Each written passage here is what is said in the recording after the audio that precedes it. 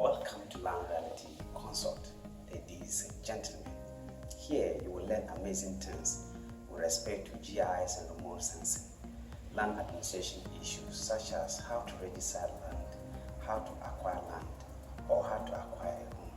So subscribe to this channel for more good content. Today, I'm going to give a brief lecture on the topic Introducing Land Information System.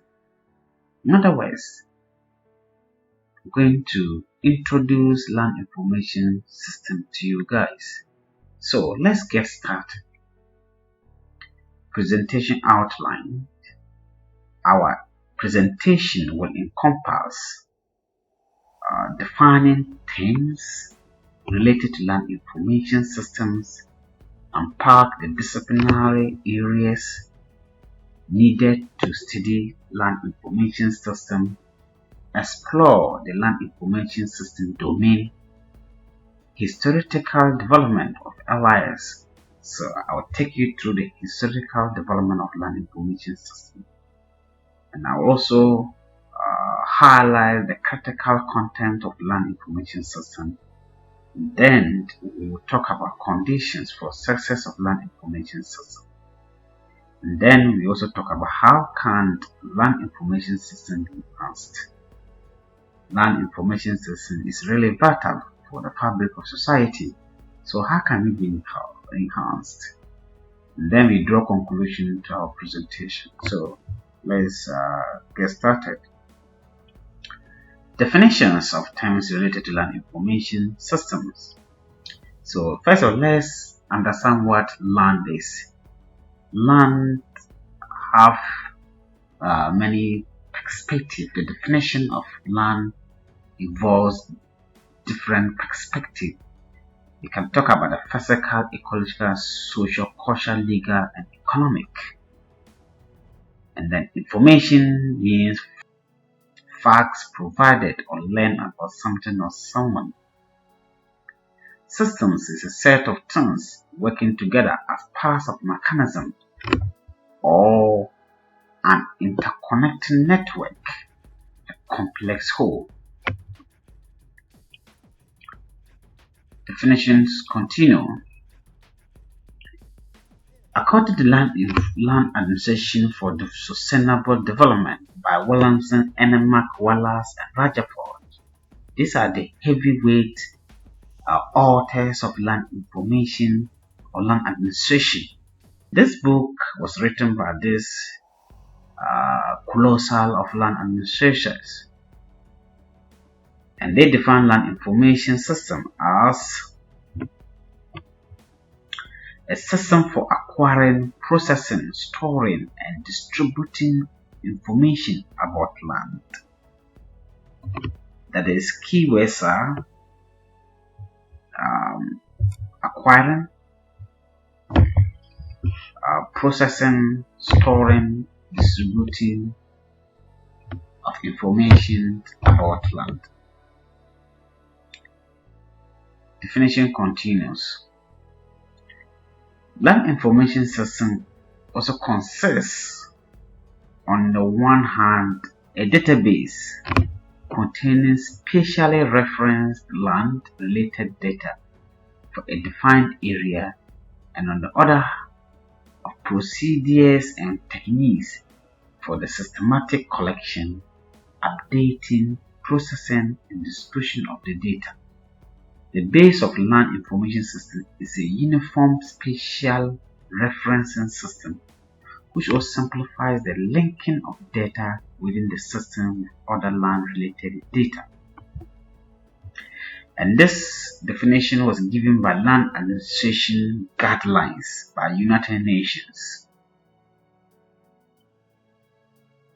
Land information can be stacked as part of for decision making, stacked in the form of layers. They can be disaggregated into individual units for separate purposes.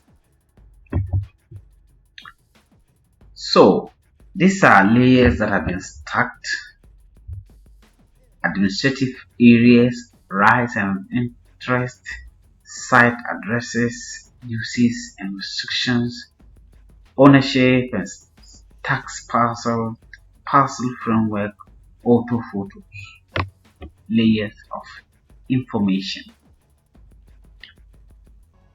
We have disciplines of land information system.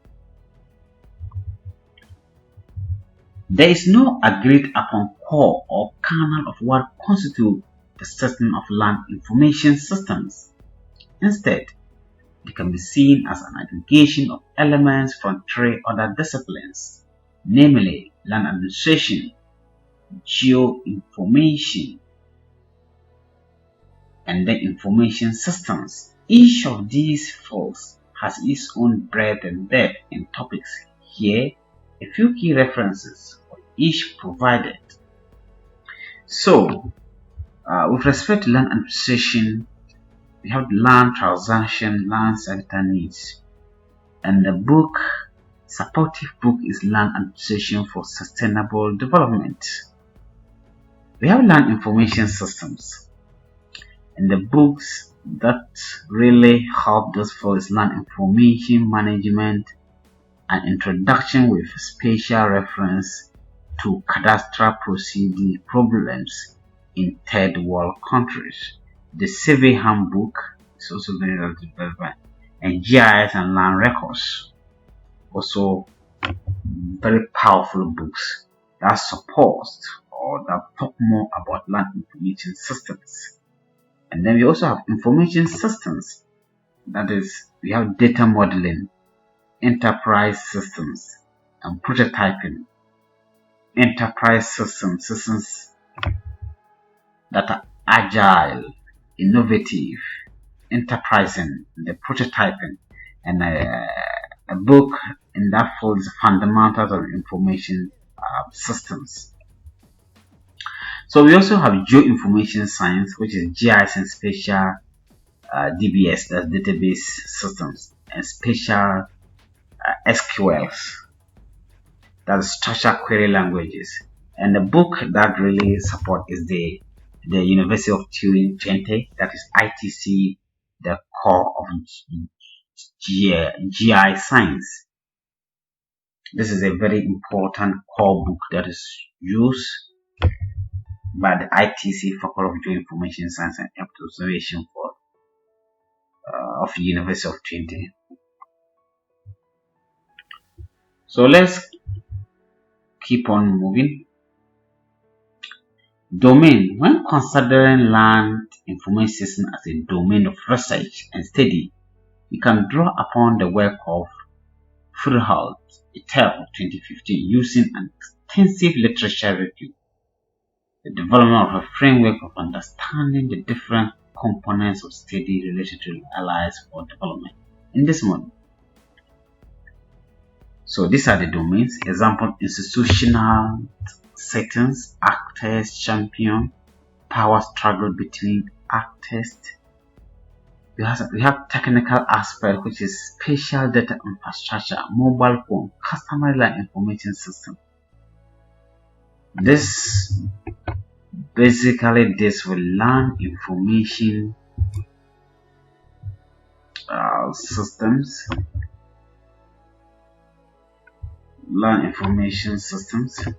and then we have development impact.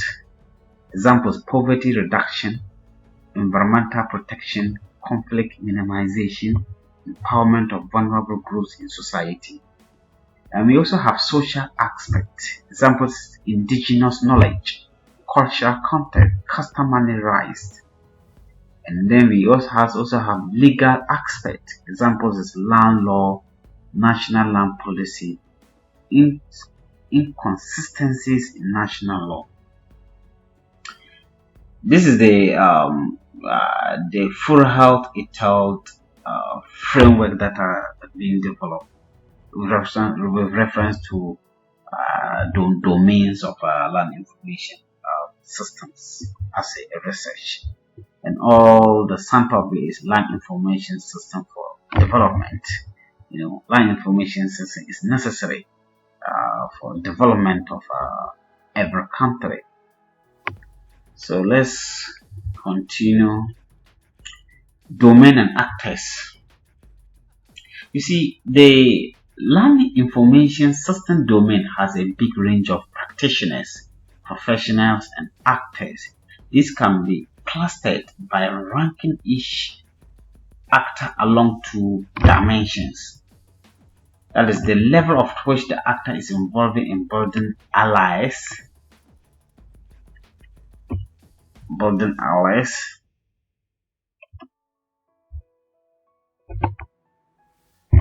That is it.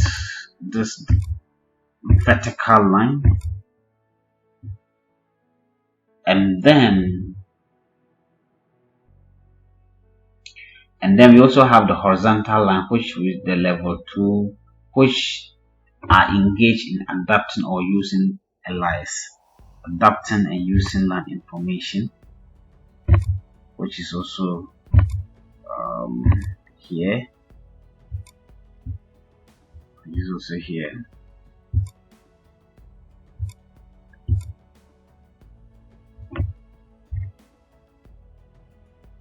Using this approach and selecting a few key actors, few key groupings become apparent. And the key groupings are the traditional developers and the emerging developers. Traditional developers, we had a Thomson Reuters, Trimble, Mark Info Professional, and ArcGIS.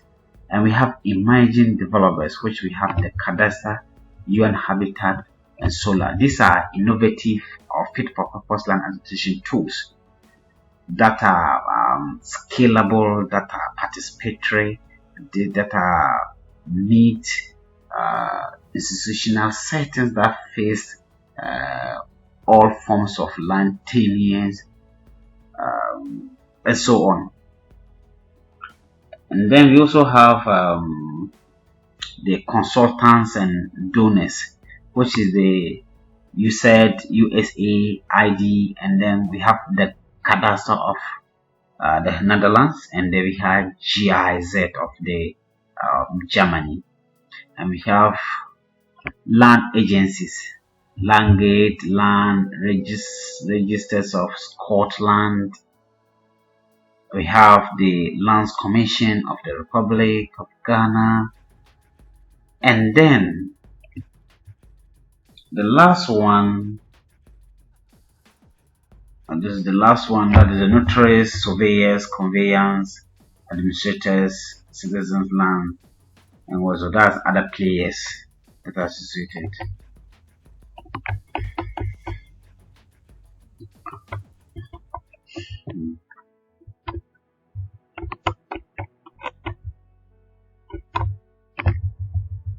So let's move on.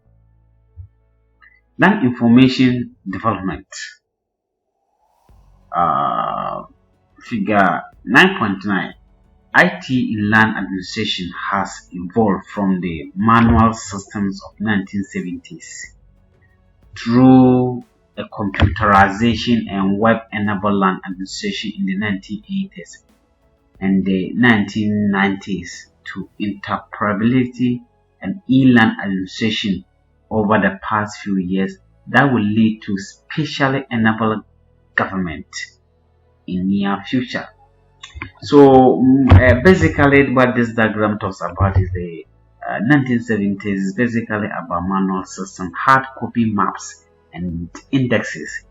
Even though we are in 2020, but in some developing countries like Ghana, Burkina Faso, and some Nigeria and some other countries still have this kind of hard copies maps that are almost even at a point that cannot be repaired.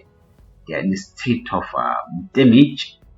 And then around 1980, computerization started, that is the DC, DB, and indexing. And then 1990, the online land administration was visible. That's web enablement.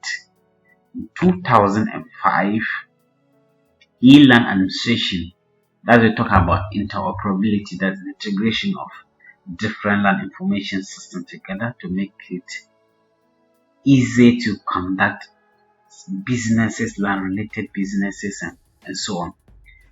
Island, especially in 2010, we also have the island, which is specially enabled government and private sector.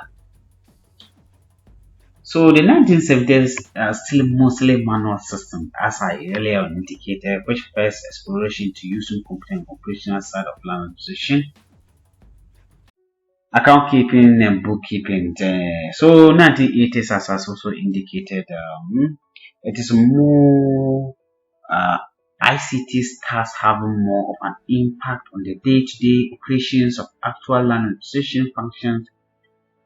Creation of first DCBs and digital indexes of registry information. Use of mainframe is still key. Large scale scanning and digitization activities of all archive begins and runs for many years.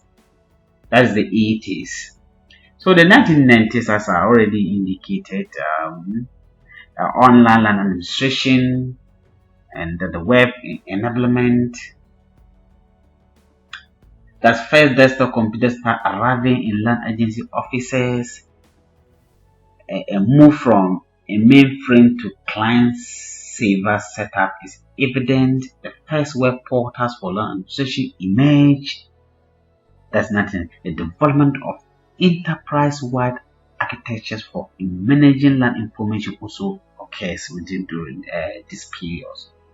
So we also have 2005, where we had the e-land administration that talk more about interoperability, and that is online transactions via web services and development of e-land administration concepts, and move towards a service-oriented architecture and the use of cloud for organizing land information, cloud-based organization of land information. So it is important to 2010, as indicated, so island, specially enabled government and private sector. So it is important to know that pre-1970, of course, they were still land information system, but they were paper-based. The first recorded cadastre were developed in Mesopotamia and Turkey. However, the cadastre we known today get their origin from development in Western Europe in 1500s and beyond. These cadastre maps and land registers were transferred globally during the colonial period, although applications was not always country-wide. But by the independence era and the colonial period, these systems remain in various forms of maintenance or decay. As for example of Ghana, most of the paper maps and all those things that are left behind are in a state of disrepair. The advent of ICT has created a jolt for land information systems, fundamentally challenging their form and function over the 3 decades. It's this development that we see to understand, learn from, contribute to our course.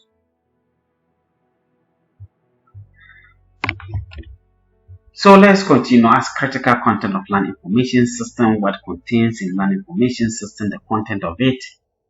We talk more about geographical control data. Geographic control data, the coordinate system used to reference where things are located. These coordinates are used in base map data and cadastral information. So let's continue. Base map data, coordinate reference to the geographic control for planimetric XY features that can be seen from an airplane. For example, rivers, lakes, streams, travelways, and railroad tracks may be included. The base map data will be coordinates for these features. Critical control of LIS continue. We also have cadastral data, the geographic information describing parcels. This data include corners, boundaries, and parcel of land. Parcel of land are polygons, closed geometric figures, and an identifier for polygon that relays the parcel to attribute information. And then we have attribute data, additional information about geographic control-based map data, cadastral information, and other map features. For example, cadastral information contains lines with identifiers. Attribute data will have the line identifier and additional information about the line, such as its bearing and distance, are recorded in the attribute data are stored in database. Condition for successes. So it is imperative to enumerate some of the conditions that are necessary for the success of a land information system. First of all, let's talk about the political world. If a country wants to implement a land information system, first of all, we need a very stronger political world that has said, yes, we can do it. Let's do this. Let's go this direction. A very good example is what is pertaining in the country of Rwanda, where through strong political world, they're able to have a lot of gains in their land administration system, where they've designed digital platform that helps in land service delivery. And another one is the case of Ghana, that the current government is constantly doing a lot about their digital agenda, where they're trying to digitize most of the land records to make them available online. So there are a lot of efforts. So with the strong political world, there's land information systems will find it difficult to be successful. You still have stakeholder buy-in. Are the stakeholders part of the design of the total systems? Do they agree to the system to use it? Was the system participatory? Like during the design of the system, did they participate in the design of the system? Do they share the longer run vision of the system? So stakeholder buy-in is very, very important. We have the legal mandate. Whether does it contradict any other law of the country? Does it have a clear operation rules and regulation that it operates? It's very important to align the legal requirements to the successful implementation of land information system. We have financial backing. It is very good to know that land acquisition systems are very, very, very expensive. So with the financial backing, I don't think it is possible to implement this kind of land information systems, because some of them rely heavily on internet. Most of them, you need to procure computers, you need to procure servers, you need to have well-trained and skillful manpower to navigate the systems. All this really need money or financial backing to be able to achieve all these things. And we also have organizational stability. Is the organization stable in terms of every aspect? Stability, financial stability, in doing their own work, and so on. We have management clarity and agility, human resource capacity. You see, you need to have agile human resources who are proactive, who are innovative, who will embrace technology. So you should have this kind of human resources to be able to implement a successful land information system. And then technological availability. You see, everything about land information system is about technology, new ways of doing things. So these are very critical conditions for successful implementation of land information system. And we also have, how can LIS be enhanced? As I said, it can be enhanced through strong political will, stakeholders embracement, skillful workforce based on training, formulating good laws.